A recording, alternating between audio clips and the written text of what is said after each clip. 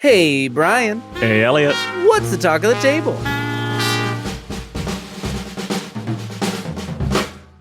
Today, we are sitting down with Daniel Kwan, co-host and showrunner of the Asians Represent podcast and a game designer known for his work on Candlekeep Mysteries, Avatar Legends, and more. Today, we are discussing his latest project, Wandering Blades, a role-playing game of violent martial arts melodrama. Daniel, welcome to the show. Welcome. So good to have you.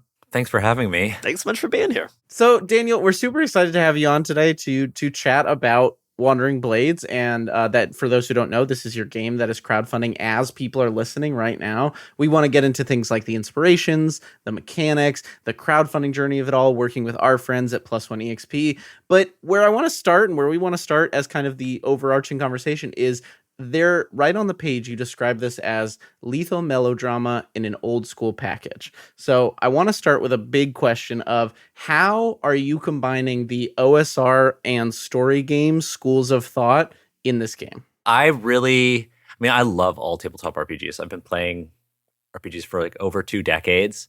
My first game was a Powered by the Apocalypse game. Like in your introduction, I went to work on like D&D.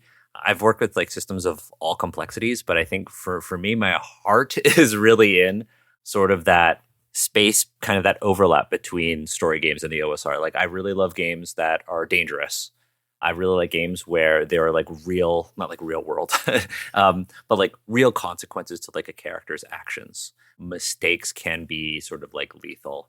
I also really like a gameplay experience that's open-ended, challenging, but also like supportive of emergent narratives. And that's kind of where the OSR and story games kind of emerge, right? There is more of that sort of like fruitful void. And I really like that. I like that OSR games and story games aren't over-designed. I like that they know exactly what they are, and they are very specific in the experience that they're trying to sort of create on the table.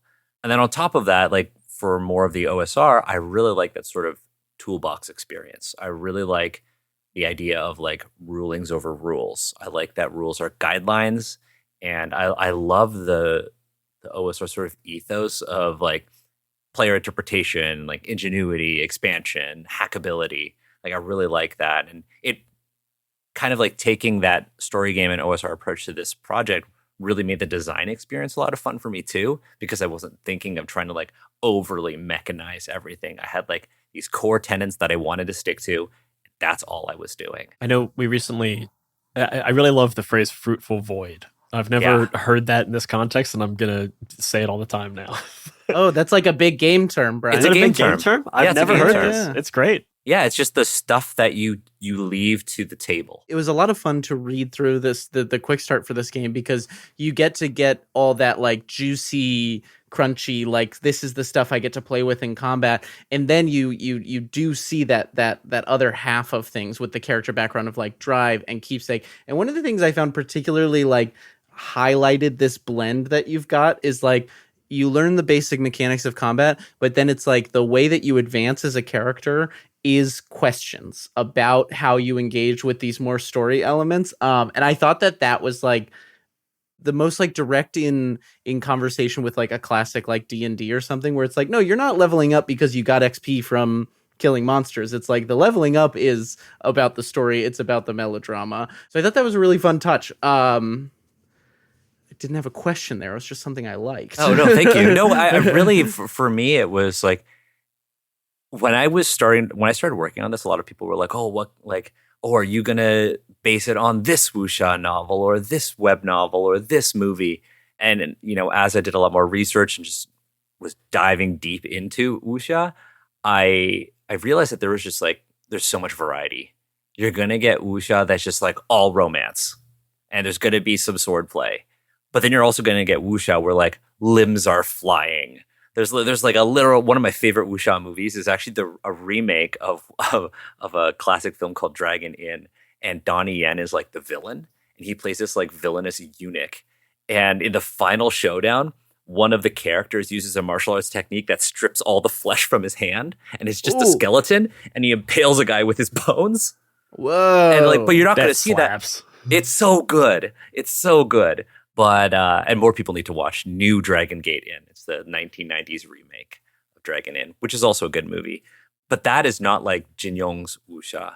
It's not like that heavily melodrama leaning storytelling. It's that violent swordplay storytelling. And so for me, I wanted to make sure that I had combat mechanics that supported this sort of tense back and forth fight between characters, between multiple combatants. But at the same time, because of my sort of OSR inspirations, combat is dangerous. So you're not going to be engaged in combat every single time, every single session, or you might not want to. So, having character advancement be narrative just made the most sense to me, because not everybody's going to want to fight. And that's just not what it's about. Like, you are drawing your blades, you are fighting, you are, killing people for a reason, right? Because these characters have their own sort of like codes, their own like personal codes of like conduct. They're chivalrous in their own ways. And it made no sense to kind of codify advancement to only martial tasks. I also think that if someone is used to playing story games, they'll be immediately down for this like advancement through roleplay. If someone is used to playing more combat focused games, they're going to get all the combat they want in this game for sure. And now you have a mechanical reason to incentivize them to get into an area that they might not be as comfortable in. Exactly. There are some other intentional parts of this as well that lean into the story game parts. Like, the first thing you do in this game is you don't pick your class. You actually name your character. And that was actually brought up on a podcast that I was on. And it was called the Character Creation Cast. And we were making characters for Wandering Blades. And the host pointed out that they were kind of shocked that the first thing we did was make character names. And I did that intentionally because I think it's the one thing that scares people the most about a game like this, because they're like, well, what if I'm not Chinese? What do I do? There are guidelines for that in the book. But also when you come up with a character name, it kind of fleshes out the identity of what you're going to be building narratively and mechanically. Right? I had a player, they were like, well, I want to be like an ex-court painter. And I think I'm going to pick like, the scholar class, which is in the court rulebook.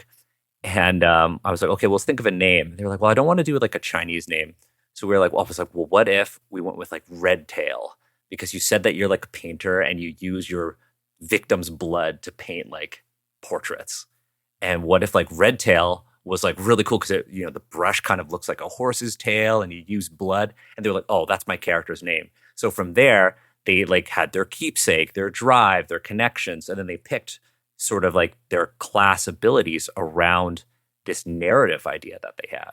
That is sick. That is very sick. You get so much from a name that it's like, it is sometimes one of those things where it's like, I feel like I'm like, no, I want to wait to like make my name until I've done all the little bits and bops. But it's like you create a guiding light, which I really like as like a way of starting. Starting with a name is kind of like calling your shot. It's like, I'm going here. This is an emergent narrative. I'm calling where I want to go. And then I'll build towards that. 100%. And then it's on the player to kind of reinforce what they've developed during character creation. If you tell me you're going to be like an artist and you're going to paint with the blood of your victims, how do you get it? Like, what do you do? There's a word in here that you said, which is wuxia, which people listening might or might not know, but it is core to the kind of storytelling that is at the inspiration for this game. Could you tell us a bit about wuxia and how it informed what the kind of stories people are telling in this game? Yeah, so wuxia is sort of like a genre of Chinese fiction about the adventures of martial artists. Essentially, they are stories about martial artists, typically in ancient China, though there's actually a fair amount of wuxia cinema that's set in like kind of like contemporary times. But it's stories about martial artists who typically are vagabonds. They're folks who operate outside of the realm of the court. They're people who aren't typically aristocrats or don't have wealth. They're kind of like Robin Hood type characters who, fight for the common people, who, avenge injustice, but they do so through weaponry. And that's typically where you see sort of like an aesthetic difference between wuxia and like just like martial arts cinema, in that wuxia typically is about sword wielding characters or weapon wielding characters.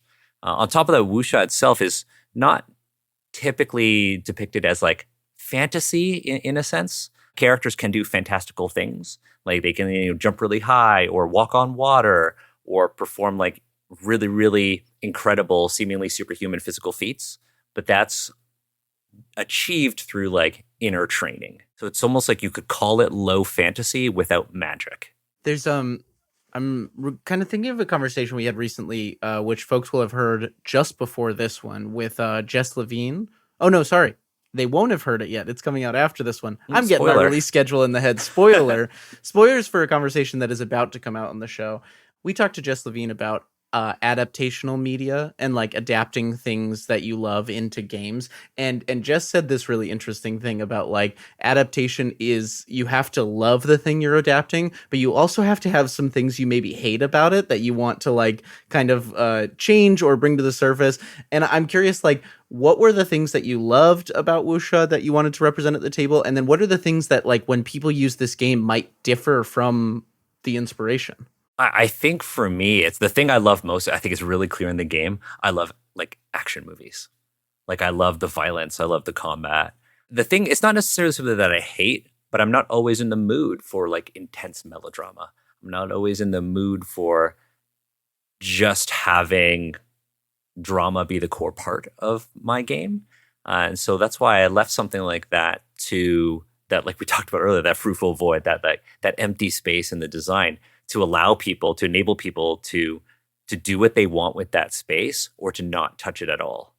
But with the combat, I also wanted to communicate that this is core to my vision of the game. But combat itself also isn't designed to be like overly complex. The thing that was most important to me was this, Tony from Plus One really loved this line when I said it to him, and he put it in everything. I said this when I was talking to Tony about it. I was like, I really want to enable a high time to violence. The idea was like, in sales, there's like time to value. It's like, how fast can you get your customer to see value in your product? For me, it was like, how fast could I enable people to engage in like beautiful, gorgeous violence? And so I wanted to have a system that could support people who weren't familiar with martial arts. So, there are things like parrying and counterattacking, and that's kind of built in rather than narrative. But there are elements of story-leaning games such as like, Popcorn Initiative, but it's player first, Popcorn Initiative. But the combat in the game is very much something that leans heavily on player skill. You can engage in combat and you can get through a round of combat pretty fast. But the more you play, the better you get. The more skillful you as a player get, not just your characters. You learn more about the systems in play and how to manipulate them to meet your end goals. It is interesting to hear you use the word skill and like bringing in skill into a combat system, because I feel like we've talked to more story game designers recently. And so a lot of the conversations we've had are more towards like focusing on story. And we haven't had a designer talk about like, let's get into the nitty gritty of how you, the player, can get better at this game. I'd love to kind of dive in a little bit more to the mechanics and talk about like how you can build skill in this game and like what the combat system and the mechanical system looks like. Can you give us like a quick primer on what the fighting system is in this game? Yeah, totally. So fighting system is always player first. So that means the players always go before the GM. Each round of combat is divided into two phases, fast and slow. If you choose to go fast, you get an action and a reaction. If you choose to go slow, you get two actions and a reaction. Simple as that.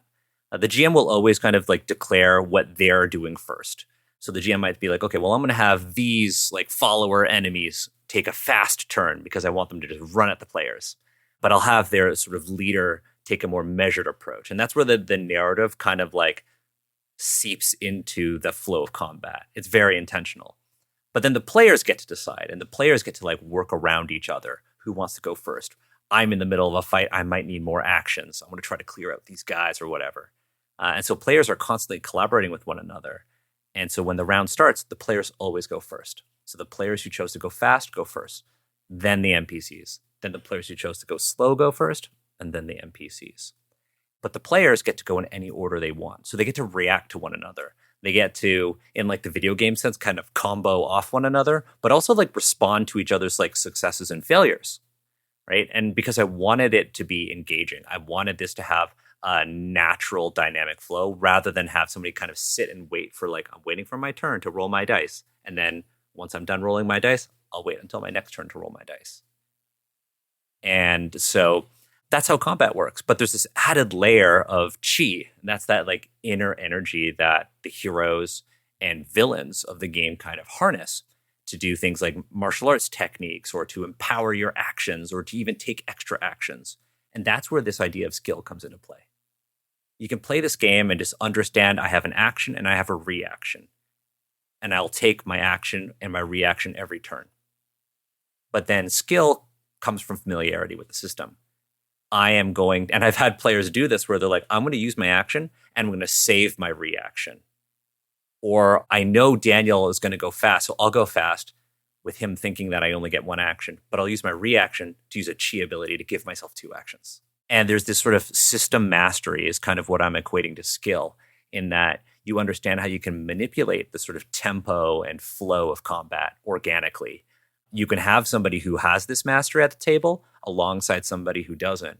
And the conversation about what everyone is going to do together feels very natural and collaborative. That's sick. You have one of your influences cited as Ghost of Tsushima, Oh, and yeah. I'm feeling this like. Remember, I love that game. It's one of my So favorite video games of the last 5 years, and the combat scaling of a video game that feels very like akin to this. Of like you start out just doing like, okay, I'm swinging my sword, and then by the end, it's like you're chaining, you're like, you're very intentional. The stances, yeah, you've There's got the whole stances stance in Wandering system. Blades too, exactly. but you don't have to use them if you don't want to. Right. But Ghost of Tsushima is a really good example, actually. I love that game. And really early on, this is something new I actually tried for this because I knew combat would be kind of where I'd be putting the most of my sort of like design thinking. I would like record my own gameplay or watch high level gameplay of people who are really good at Ghost of Tsushima. Because as you mentioned, there's like a difference. There's like people who like understand the system, and then there are people who mastered that system. And I would watch video and then break it down frame by frame to see if Wandering Blades would map to Ghost of Tsushima specifically. Oh, interesting. Hell yeah. And so as a part of my process, I would do that. And then I've posted a couple of them on my itch page, kind of breaking down like at like 5 minutes and 12 seconds, this is what it would look like in Wandering Blades. And this is what, Jin Sakai does in Ghost of Tsushima. And so like I took like calling out inspirations very seriously because I didn't want this. If I was going to say it was inspired by Ghost of Tsushima isn't a piece of wuxia fiction. So if I was going to say the combat was inspired by Ghost of Tsushima, it better be inspired by Ghost of Tsushima rather than just sort of an aesthetic or like a vibe. I wanted it to mechanically play out that way. And I think you nailed it, because like as a fan of that game, like reading through some of this stuff, I was like, oh yeah, that is this like parallel, especially the stances, and yeah, it rules. No, I appreciate that. Stances are an element of this game that makes me most think of like fighting movies and stuff. It's that moment when like two combatants like smash into each other and then pull back, and then they take that new stance, and you're like, oh, now they're entering phase 2 of this battle. That's the thing that most feels like martial arts to me. I even put in rules for dueling in this. I wanted things to be like really straightforward, and I wanted there to be like a lot of optional rules, like things you didn't have to engage with. But I think dueling is really cool because when you're dueling somebody, you actually roll opposed intellect checks, and the winner actually decides on the turn order. And the loser actually has to pick their stance first. And so the winner of that round gets to kind of respond to the loser. So you get this like inherent advantage going in. I like that a lot. I really like that. Yeah. It's that cinematic language that I'm trying to emulate as well. So it's like you always get that one character who's like, there was this really good duel in Star Wars Rebels of all things, where old Obi-Wan Kenobi meets Darth Maul on Tatooine. And you actually see Obi-Wan like go through all of his different stances, and then Darth Maul responds accordingly, and the duel is over really fast.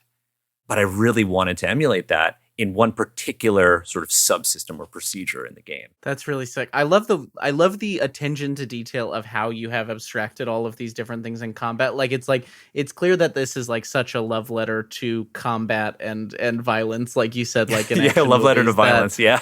Yeah, love letter to violence. But it's like, it's one of those things where it's like, I initially, because I'm such a story gamer these days, I initially, like, my player reaction was like, oh, this is a lot of stuff for me to keep track of. I don't know how easy it would be for me to get into this. And then we were looking at the book and found the quick reference, and I read that back over, and I'm like, oh no, I'm in. I want to do all these things now. I want to choose the things, and I want to do that.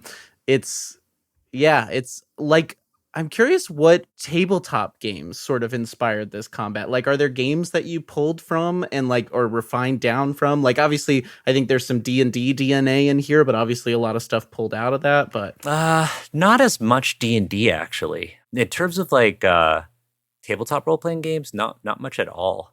It's actually TCGs that really inspired TCGs, fascinating. Oh, Yeah. okay. So there is I had a really hard time during the pandemic. I was kind of like locked up, I like I was taking care of my family during the pandemic, so I was like taking masking really seriously, still do. I wasn't really going out or anything like that. And the first thing that I actually started doing to kind of get myself out of the house was going to my LGS and playing cards.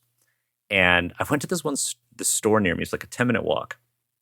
And the owner gave me like a free deck for this game called Flesh and Blood. It's a TCG that was designed in New Zealand. And the concept of it is that it is a duel between two characters. And you're actually throwing attacks at one another. And you have equipment. And I got hooked. Like, it's going every week and playing. I still do. And it's been like 2 years. What I love about the game is that you have to decide on, like, tempo is super important. Do I want to block? If I use my cards to block, then that means I have less to clap back with on my turn. And it's this like dance between characters. And I was so deeply inspired by that feeling, that tension of like, oh, do I just take the hit so I could hit back even harder? But if I hit back harder, I have to hit back with a lot of damage, so then they'll block, and then we'll go back and forth. Am I going to sacrifice my armor or my equipment to protect myself? I loved that sort of dance that was mechanically reinforced by this card game, and I really wanted it in a tabletop RPG. But I wanted it to be something that anybody can do or anybody can pick up, but could sort of skill up with, which is why there are all these extra systems that you can engage with. That's fascinating. That does feel very TCG. I'm not a big, like, personal TCG, but I watch a lot of friends play them, and that, the way you talk about combat in it, now I'm like, the brain blast is connecting. Brian, you're a big Magic guy. I'm sure there's stuff happening in your brain. Oh yeah, for sure. It is. It's like, do you swing with everything in Magic, or do you wait to block? That's always because so much of Magic is like, I've got to wait. I've got to worry about the clapback. Like, I got to leave up some blockers. It's always like fits and starts. You're always like testing the waters and trying to get a little bit closer, a little bit closer, a little bit closer until you can make that final swing. It's such a tough thing to emulate in role-playing games because there's just so much variation in what can happen with dice rolls that more often than not, you're going to kill the big bad in a slightly unsatisfying way. But with all the things that you've done with the Wandering Blades, like especially like the reactions and the combat stances, there's so many little cinematic moments that you can have that dollars to donuts. The big final moment is going to happen during one of those or because of one of those reactions, or because you chose a certain combat stance. It's not just going to be like, I do this attack and it happens to kill the guy. Yay. I had a game I played where one of the players, I got a critical hit on one of the players with my big bad. And the player was like, okay, I'm gonna parry. And I was like, okay, you got like a 5% chance. And they rolled a nat 20. See, those are the moments you live for. This had been a player who was playing a Wandering Blades game with their home group, and they understood the system, and they were like, I saved my reaction just for this. So I'm gonna react, and then they clapped back, and this player rolled another 20, and it was the most epic thing. It was super, super cool. On the note of Magic, there's actually something really different between Magic and like Flesh and Blood. Like in Magic, there's always this element of luck. It's like, am I going to draw mana? Right? Like I have like my favorite commander deck is my Dragon deck. It's like a 5-color deck. But like sometimes I'm going to be screwed if I don't have a good mana base. But in Magic, you're like building up to being powerful. In Flesh and Blood, you start with a full deck. You start with full health. You start with all of your armor. And you actually get weaker as the game progresses, which is the opposite of Magic. Magic, the growth results in like kind of creates a lot of variability in the gameplay experience, but nothing that is like consistent or like organic. But in Flesh and Blood, like when you are losing, you know why you're losing. In Wandering Blades, when you're winning, you know why you're winning. And when you're on the back foot, you know why you're on the back foot. And it plays out really well narratively too. That is an interesting thing that in Magic, it's a lot of it is about like the mana curve and like ramping up and getting to a impressive board state or a commanding board state as quickly as possible and pushing from there. Magic is like showing up to a gunfight and then digging through your pockets for bullets. A little bit, yeah. That's It's what like, Magic how is, quickly right? can I load this gun? How quickly can I load my gun? I'm like, I'm wearing like cargo pants and I've got bullets in like all of my pockets and I'm trying to find them. That's Magic. It's the first person to get their gun fully loaded and then they just start firing. Right. And they both have different Yeah, guns. everybody has got different guns, right? So there is something fun to that. But I think if you're going to create a tabletop RPG, the experience needs to be consistent. There's an interesting thing that there is like, I play a lot of Commander, which is like a singleton 100 card format. Me too. It's great. But there's a banned list in Commander, certain cards that are banned. And I happened to look at it not too long ago, and there were a few cards that were banned because they led to unsatisfying ends of games. Like unsatisfying conclusions, which was a great reason to ban a game piece. Like usually it's, this is too powerful, you win too quickly, this is whatever. But to basically say a game piece is boring, so therefore it is banned, is a thing that kind of happens in Magic that I am at, and not knowing Flesh and Blood, sounds like it doesn't happen as much in Flesh and Blood. Like a lot of Magic games kind of have that moment of fizzling out or like where you're just like, okay, you win, let's scoop and play again. Flesh and Blood, things get banned because of how they interact with other cards, because they're too powerful or they don't. One thing that's interesting is that when they ban cards, they actually explain why they ban them and how that aligns with their design philosophy, which is really cool. They're like, these are our 4 pillars of design and this undermines this pillar, so therefore it is banned. It's the talk of the table.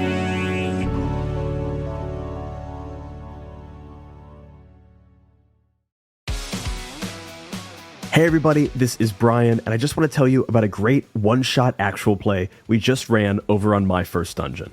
It's for a new tabletop role-playing game called Mad as Hell, and it's sponsored by our good friends over at Soul Muppet Publishing.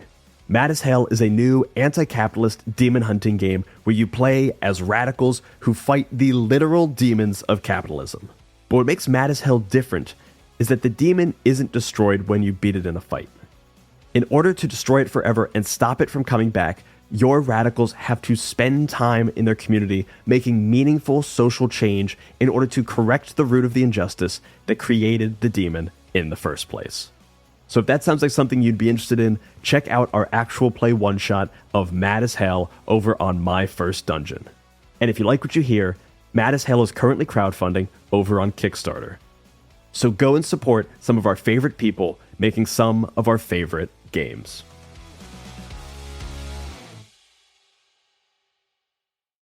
Hi, my name is Robin. And my name is Dylan. Do you like Choices Matter video games? If so, we started this podcast, Dorkspawn, so that I could show my best friend my favorite RPG series of all time, Dragon Age. And now that I've played it, we want to share more of these choice-heavy games with each other. Right now, Robin is showing me Mass Effect, which I have never played before. And we are going to continue playing through these games together and discussing them book club style as we go. You can join our Discord and play along with us, and tune into Dorkspawn every Friday wherever you listen to.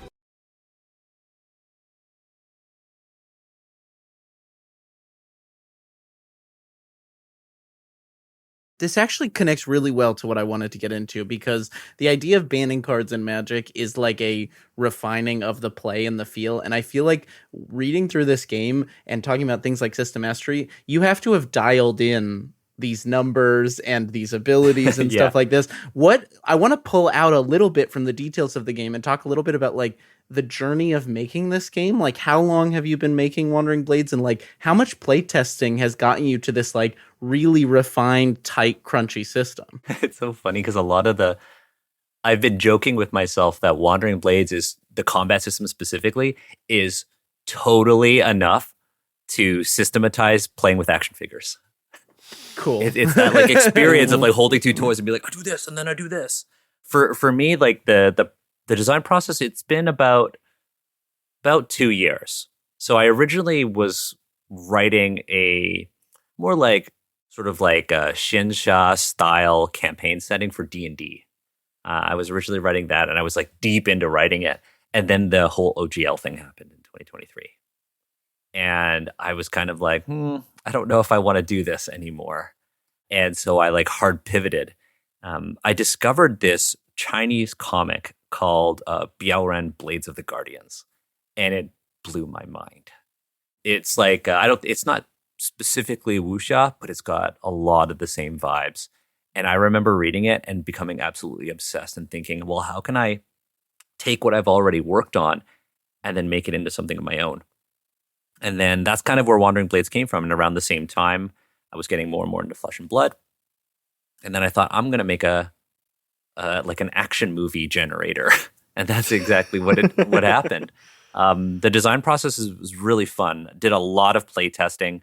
A lot of it also with like, sitting at my desk, literally taking miniatures and be like, how would this work out? But then also thinking, how would it work out in theater of mind? I actually designed a lot of it like in like a notebook, like a physical notebook. I actually wrote out, I guess this is just for you folks, but I actually wrote out a combat scenario of like, okay, what happens if somebody did this? I would want to do that. Just for the listener, it's literally like boxes of text with arrows drawn in almost like this flow chart way. Yeah, it's like a flow chart and it's color coded with like different system elements. And so what I would do was I would basically run myself through these scenarios. How would a seasoned martial artist respond to this? Or I would watch movies, or I would play video games like Ghost of Tsushima, and I would see what elements of these experiences do I want to emulate in my game. And then I would just work through and iterate on this combat system because I knew that I could design procedures for other aspects of the game, like exploration or downtime. And all of those were inspired by sort of other genre tropes as well. And then I've been watching action and wuxia movies every Sunday for like a year, taking notes on different movies and what elements I'd like to take from them, what resonated with me, and then trying to include them in the game. That's sick. I still am that detail of finding the high level Ghost of Tsushima play and slowing it down and lining it up is just like, that's cool as hell. Yeah, and it was like gameplay that I could never emulate on my own like game. Yeah. I originally tried to do Sekiro: Shadows Die Twice. Oh, interesting. Yeah. But I found that Sekiro was too single player focused of an experience. And that and really powerful enemies, yeah, very powerful enemies, and the poise mechanic of Sekiro and breaking through somebody's guard was a level of crunch that I didn't want to have in this game, and so I ended up shifting more towards Ghost of Tsushima. I'm curious, as you were refining this game through the playtesting process and over the past 2 years, what were the elements of the game that changed the most from where you started? There were, when I first started, I originally had a ton of different classes. And I ended up just like realizing organically that I really only needed 3. And I wanted to add a lot of build variety to each one. So instead of having, 5 to 8 classes, I ended up with 3 classes where you could have a completely different, like you could have a party where everybody's playing those classes and all the characters are like very distinct from one another. Like not only in their class features, but also some, like the Yosha class, literally has their own martial arts style. They have their own techniques that influence how they actually like engage in combat, but also like the weapons that you pick, your drives, the narrative aspects of your characters, like all make them so distinct from one another. And I really early on kind of sat myself down and decided on how long I wanted the play experience to be as well. And that was something early on that really changed. I think everybody, when they start designing a game, especially like a big game, they're like, well, I want to have like D&D. It's going to be 20 levels worth of class features and all of this stuff. But I decided that I only wanted to have 5 levels because I only wanted people to play a character for 5 sessions at most. And that really helped guide the type of design I was doing. If I was going to make a lethal game, why have 20 levels of character options when a character can die in any encounter? Didn't make sense. It would feel like a waste of like space on the page, but at the same time, it would create there was a misalignment in expectations of the experience. How can a game be hyper lethal for both the players and their enemies, but also allow for insane scaling? And so one of the things that changed really dramatically in the beginning was kind of like how long I expected people to play this game. And then as I was going, I was slowly and slowly refining the combat mechanics, like how movement looked like, what damage looked like, and things like that. But I had a really clear vision at the very start, so I didn't change anything particularly dramatically. Like the Wandering Blades you see now is very much the vision that I had from the very start, which I think is important to do, like just to sit down and decide, what do I want the core tenets of my game to be? What do I want the experience to be? And then just keep refining it. I feel like maybe I've just noticed it more lately, or maybe it is more of a thing of games having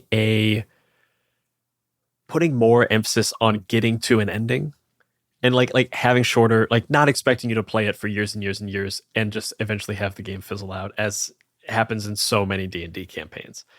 But I do really like that more and more games are looking at, let's tell a satisfying story in its completion, in its entirety. Let's have the full narrative arc rather than just let's progress and progress and progress. And, the line always goes up and to the right. And simultaneously, you have this principle at the top of the game of talking about a toolbox experience where it's very much like, take what you want, leave what you don't. And so, I'm sure there will be a table that picks up Wandering Blades and is like, we're going to keep this going. Even if we stay at level 5, we're going to play this game for, 100 sessions. And that's great. And that's kind of part of it. Yeah. Go for it. Yeah, totally. I want to talk about, because we've got the quick start here and people can go grab the quick start right now while the game is funding. What can we start getting excited about with the full game that is crowdfunding right now? What's coming? What's the full book going to look like? How is it different from the quick start? What can we start to kind of get excited about having in our hands when we have the full thing? Yeah, the full book's going to have one additional class, the Scholar. The Scholar lets you be have a vocation. So you can be either a physician, so you can do pressure point attacks. It lets you it adds another layer to the combat mechanics because it lets you manipulate chi. So you can actually transfer chi from yourself to others, which adds a really cool strategic layer. You can attack pressure points. There's also a detective class, the detective vocation, I should say, for the Scholar. And it is, in its truest sense, like a support class. If you want to be if you want to lean heavy into the story game, the mystery genre, there is an entire class that's just for that. And in combat, they can sort of provide allies with bonuses or even identify weaknesses. The detective is the only class that lets you force the GM to tell you a mechanical detail about an NPC. I want to know what that technique is. Tell me how it works. Because that also emulates the genre trope of I recognize that technique, or I recognize their weapon. Right. I've studied this. Exactly. So there's a whole other class. There's going to be a new core adventure. It's very different than the adventure that's in the Quick Start. The core adventure is going to feature both an isometric and top-down maps of a frontier roadhouse. And I'm framing it as an adventure sandbox rather than a linear adventure. Because I want it to align with my vision of replayability and, quick sessions or only 5 levels of characters. You could use this roadhouse on the frontier of northwestern China for any sort of story you want. You can insert it into the middle of an adventure, like a long-term one. You can start your adventure there. If you go to cons, this is what you could use. And it's got all sorts of factions, NPCs, plot hooks, day and night events, to kind of, again, give you that toolbox from which to tell your own stories. And I've run that adventure in every single playtest I've done, and every single one has been different. There are expanded rules for combat, added weapons, also martial arts manuals. I was really inspired by Ghost of Tsushima, actually, in how you get new techniques and stuff like that, and you have to go through these trials to get them. And so I was martial arts manuals would be awesome. And there are going to be martial arts manuals in the game where you actually have to sacrifice or at least weigh whether or not you want to advance your character or learn a new technique. Because in order to unlock martial arts techniques through these manuals, you have to spend XP. So it's either I level up or I get this really cool, powerful technique that I can't use as much. So it's adding a little bit of, I guess, vertical and horizontal depth to the game. I don't know if that makes sense. On top of that, there are going to be like expanded adversaries, an entire section on how to name Chinese characters that's expanded, but also a whole section on like the genre of wuxia. What are the common tropes? What are best practices for running wandering blades? How do you tell chivalrous martial arts stories using this system? So it's going to have even more support for people who are into martial arts or into action, but want to explore wuxia as a genre. I do want to pull out of there something that you mentioned earlier and you brought up again now, which is having guidance on naming characters, and specifically, like if someone plays this game and they're not Chinese, there's some guidance for that. Can we just talk through kind of what that is for like folks? Because like I imagine obviously you want this to capture a wide swath of players and like not have that moment where people are like, oh, I don't feel like I can bring this game to the table. Yeah, so the character. So I had one of my collaborators works in like Chinese game localization, and so help me out with this section. And it essentially gives you like a detailed breakdown of how to do given names, family names, courtesy names, and nicknames. So the rules don't explicitly state that you need any one of those. Like, don't think that you have to have a family name, given name, a courtesy name, and a nickname. No, here's what we mean by family name. Here's what we mean by given name. This is what a courtesy name is. There are tables that you can roll to like pick one at random, or if you're worried, you can go with a nickname, because this is something that you see in a lot of wuxia fiction, and they're usually English names. Like one of the most influential wuxia movies of all time is called Come Drink With Me, and it came out in 1966. And the main character, her name is just Golden Swallow. And it's super cool. And the other protagonist, his name is Drunken Cat. Like there's in Crouching Tiger, Hidden Dragon, there's a character called Dark Cloud, right? And which is why I want people to name their characters first. And so I provided more guidance on how to do that in this game through like random tables you could roll, but also just like cultural context behind what Chinese names even are. Because I don't think that most folks even know the importance of a nickname in Chinese culture, or what a courtesy name is if your character has like a background in academia or comes from a well-off family. Fascinating. I love that.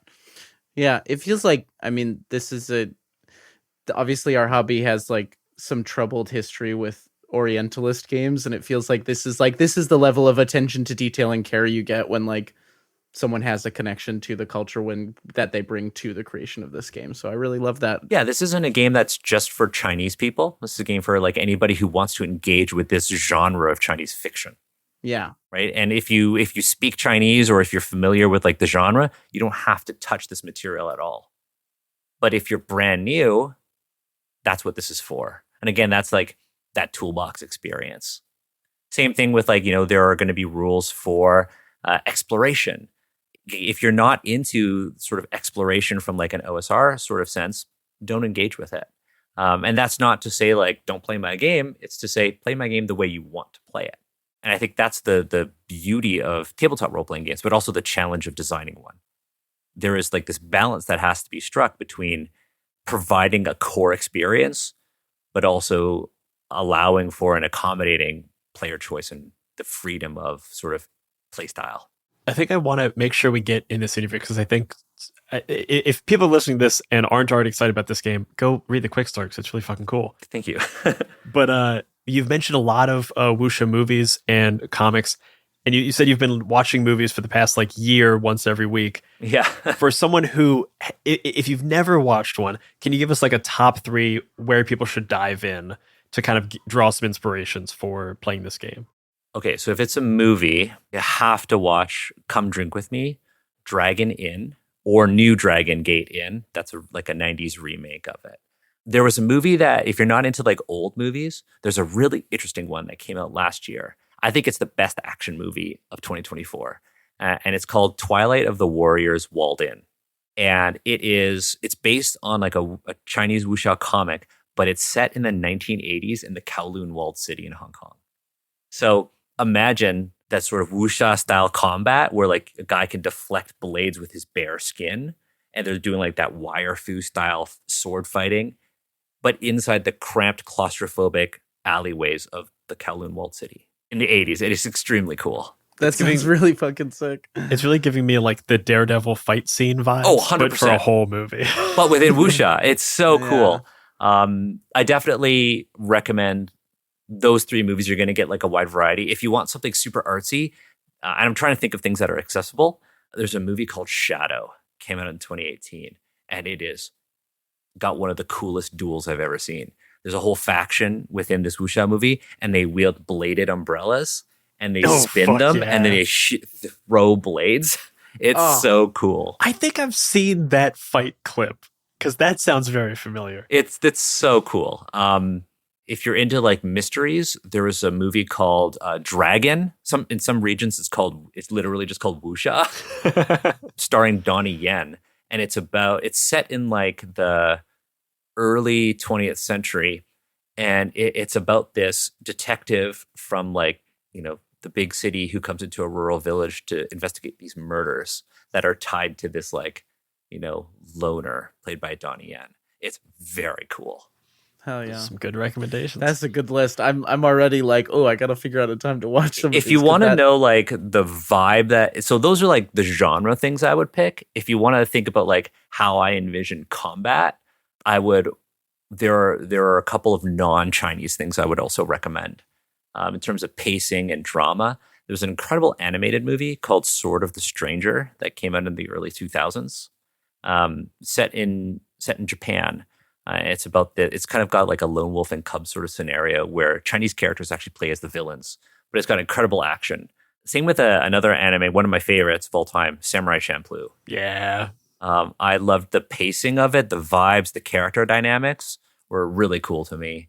And then for video games, obviously Ghost of Tsushima was a huge inspiration for the combat. But there's a video game that's coming out that I highly recommend people look at. There's at least 50 minutes of gameplay footage online as of the time of recording. It's called Project the Perceiver.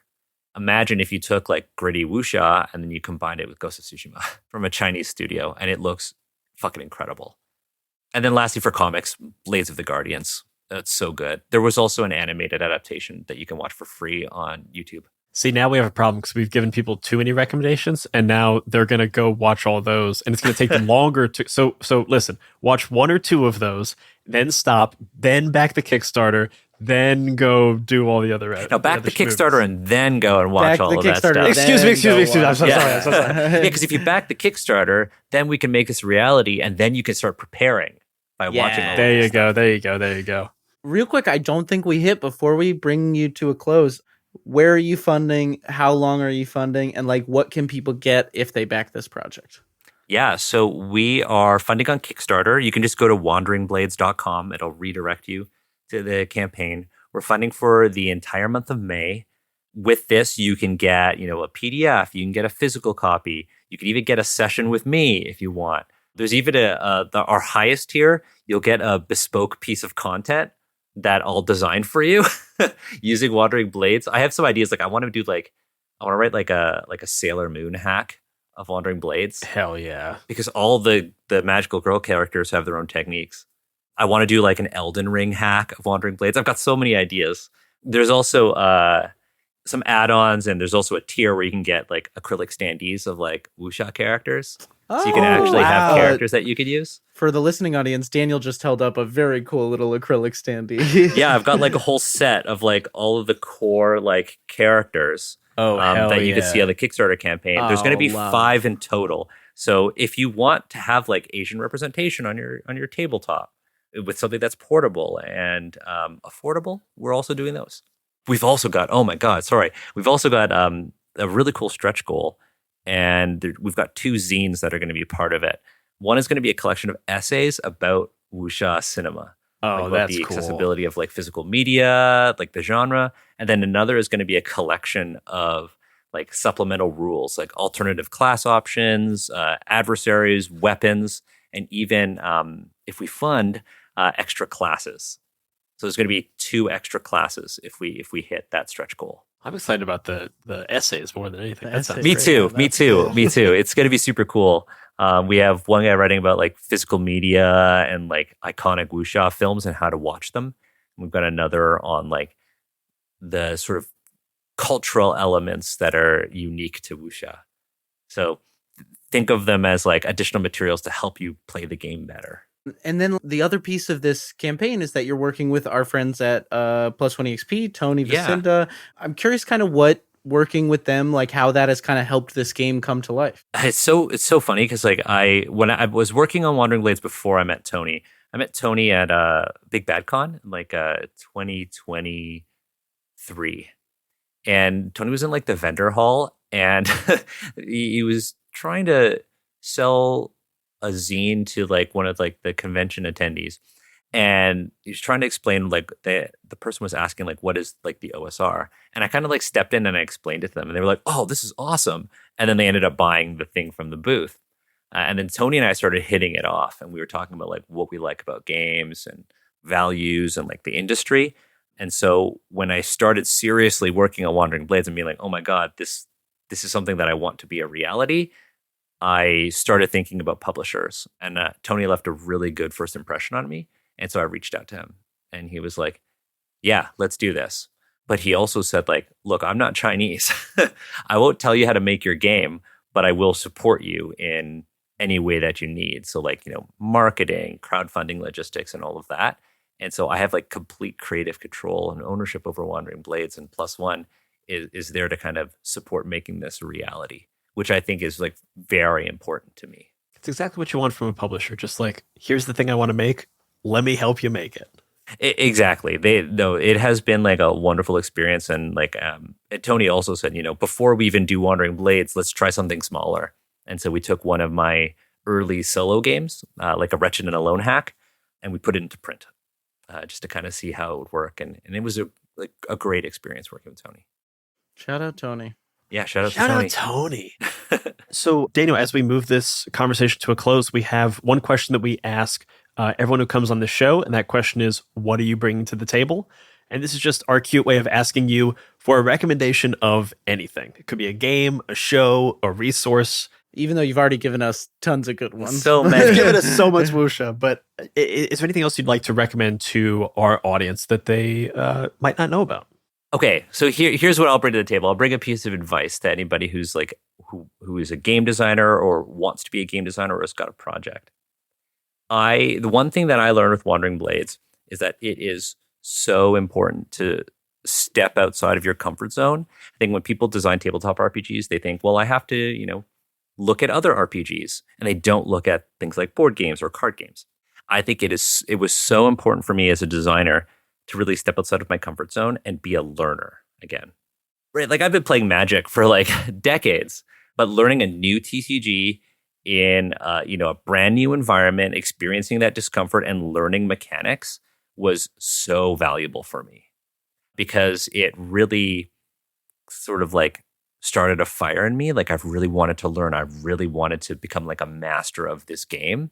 And in learning a new game, it exposed me to like all these different ideas, all these like the ways in which people like play games that like I would not have gotten Wandering Blades to the point it is now if not for stepping outside my comfort zone and playing something that wasn't a TTRPG. That's a great piece of advice. Yeah. Right? Like if you're designing like a crunchy game, go and play a war game. Yeah. Like try playing a war game or try seeing like what sort of narrative skirmish games exist.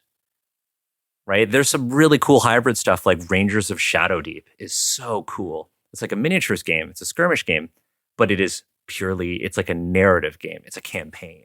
And there's like elements of an RPG in it that I think are really cool.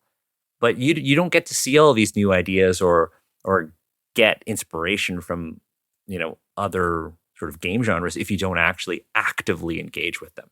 It's so easy to kind of get lost in just like your little bubble of games. This is good advice. That's good advice. We've never had someone bring advice to the table, and I really like it. I'm going to start adding it to our a list of options. Yeah, I like that. I like that a lot. I mean, I spouted off like 10 different pieces of wuxia media, so I'm like, okay, let's change it up. Let's mix it up. But yeah, seriously though, I think people should go and like go play games. Like just go play games for the sake of playing games. Like I think we get so caught up in designing or trying to, and I say this as somebody who's got a Kickstarter right now, trying to monetize our hobbies. And I think it's so important for us as designers to also just have things that we just play for fun. Because if we're not playing games for fun, how are we going to design games that are fun for people? Thank you so much, Daniel Kwan, for coming on Talk of the Table. Do you want to let our audience know where they can find you online if they're looking for you? And one more time, where they can find Wandering Blades and support it right now? Yeah, you can find me mostly on Blue Sky now at Daniel H. Kwan. That's Daniel H. Kwan. From there, you'll find all of my links. You can back Wandering Blades on Kickstarter at wanderingblades.com.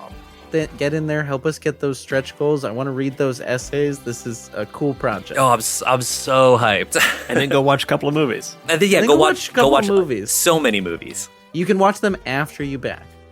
And if you want more gaming content from us here at Talk of the Table, you can sign up for the Many-Sided newsletter or join us over on the Many-Sided Media Discord, where you can chat about this and all of our episodes. You can support Talk of the Table on the Many-Sided Media Patreon, where you get bonus episodes, ad-free episodes, and a whole bunch of other fun content. Really helps us make the show. Please rate, review, and follow Talk of the Table wherever you get your podcasts. And that's what the table is talking about. Bye-bye, everybody. Bye-bye.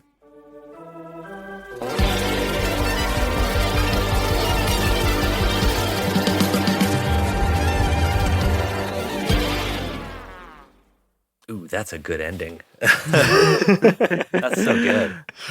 We're going to keep you saying, oh, yeah, that's keep a good that. ending. Yeah. Keep that. That's keep a good that. ending. And then now we've that. got to also keep this part of me explaining that we're going to keep it in. And now we've got to keep this That's part for the of me patrons. explaining. That's for the patrons. Behind the scenes. We're just going to keep going. It's going to slowly fade out. Now we're just fading out a little bit. How are you getting more. all these sound bites that you could use? Who knows? We could stop at any of these times.